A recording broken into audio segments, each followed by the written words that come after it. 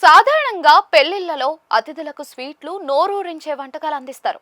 ధనవంతులైతే తమ స్థాయికి తగినట్టుగా విందు భోజనంతో పాటు మరికొన్ని అదనపు సౌకర్యాలు కూడా ఏర్పాటు చేస్తూ ఉంటారు. ఖరీదైన బహుమతులు కూడా ఇస్తూ ఉంటారు. అయితే ప్రస్తుతం వైరల్ అవుతున్న ఓ వివాహ వేడుకలో అతిథుల కోసం విచిత్రమైన ఏర్పాట్లు చేశారు. ఆ వీడియో చూస్తే షాక్ తో నోరెళ్లబెట్టాల్సిందే. ఈ వీడియోను సోషల్ మీడియాలో షేర్ చేశారు.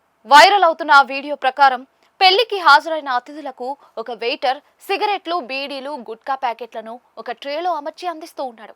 అతిథులు వాటిని తీసుకుని అక్కడే పొగ కాల్చుతూ ఉన్నారు. ఈ వెరైటీ సంప్రదాయం పశ్చిమ ఉత్తరప్రదేశ్, హర్యానా, గర్వాల్లోని కొన్ని ప్రాంతాల్లో ఎప్పటి నుంచో ఉందని కొందరు కమెంట్లు చేస్తూ ఉన్నారు. ఆ వివాహానికి హాజరైన వంశిక అనే వ్యక్తి ఈ వీడియో తీసి సోషల్ మీడియాలో పోస్ట్ చేశారు.